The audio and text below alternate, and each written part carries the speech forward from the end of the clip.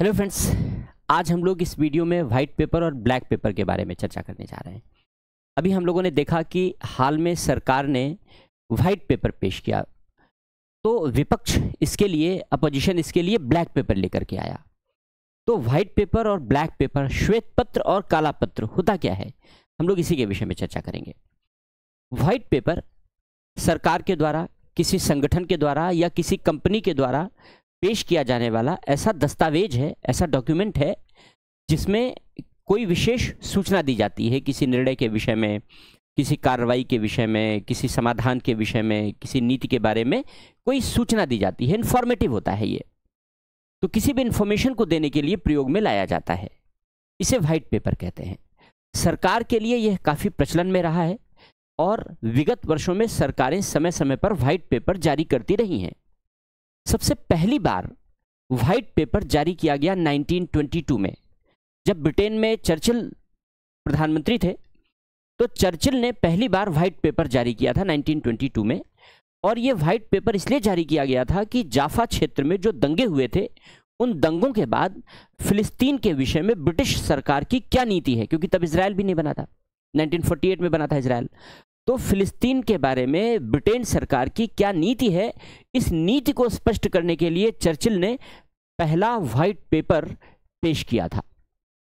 तब से ये परंपरा है कि समय समय पर विभिन्न देशों की सरकारें अपने सरकार की नीतियों को स्पष्ट करने के लिए, अपने सरकार के द्वारा उठाए गए कदमों की जानकारी देने के लिए, लिए गए निर्णयों के बारे में या निर्णय की प्रक्रिया के बारे में, या किसी भी विषय या समस्या के समाधान के बारे में, या फिर अगर कोई कार्रवाई करनी है, की जानी है, की गई है, उसकी योजना के बारे में, इन सारी बातों के विषय में सरकारें बताने के लिए, अपना स्पष्टीकरण देने के लिए या लोगों को सूचना देने के लिए, जानकारी देने के लिए वाइट पेपर पेश करती रही हैं।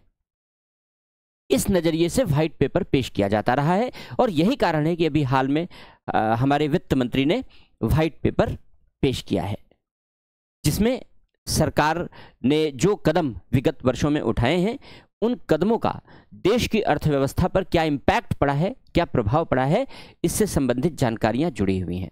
तो वाइट पेपर का उपयोग इस उद्देश्य के लिए भी किया जाता है कि सरकार ने जो कदम उठाए हैं, उन कदमों का देश की इकोनॉमी पर, देश की अर्थव्यवस्था पर क्या इम्पैक्ट पड़ा है, सरकार इसका स्पष्टीकरण भी इसके माध्यम से देती है। इसका मतलब है कि सरकार ने जो कुछ किया है, उन सारी बातों का एक तरीके से स्पष्टीकरण है और इन्फॉर्मेशन है ये लोगों को, जिससे लोगों को पता चले कि सरकार का कच्चा चिट्ठा क्या है। तो ये सरकार का कच्चा चिट्ठा बताने का दस्तावेज है वाइट पेपर, जो सरकार स्वयं लेकर के आती है, सरकार स्वयं पेश करती है। ये हो गया वाइट पेपर। अब जब सरकारें वाइट पेपर पेश करती हैं, तो विपक्ष क्या करता है? कुछ विपक्ष को भी करना चाहिए। तो ज़्यादातर विपक्ष जो केवल सरकार की आलोचना पर फोकस्ड होता है, एक पॉजिटिव रोल नहीं प्ले करता। जैसे ब्रिटेन में विपक्ष की भूमिका बड़ी पॉजिटिव होती है, उसको शैडो कैबिनेट कहते हैं। तो हमारे यहाँ तो नहीं है विपक्ष का इस तरीके का पॉजिटिव रोल, शैडो कैबिनेट जैसा रोल नहीं है। तो फिलहाल विपक्ष क्या करता है? विपक्ष ब्लैक पेपर लेकर के आता है वाइट पेपर के अपोजिशन में, या वाइट पेपर को चैलेंज करने के लिए। तो विपक्ष जब ब्लैक पेपर पेश करता है, तो ब्लैक पेपर में क्या होता है?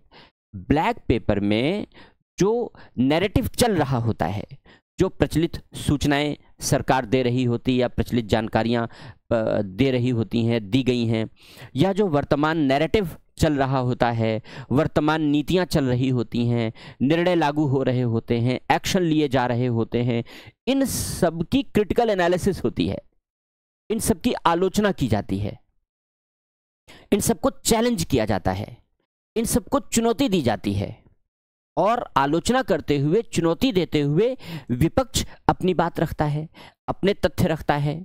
और यह भी होना चाहिए कि विपक्ष इस बारे में अपना कुछ सजेशन भी रखे, कुछ चेंज क्या होने चाहिए इसमें, वो चेंज भी बताए, यानी कुछ समाधान भी बताए।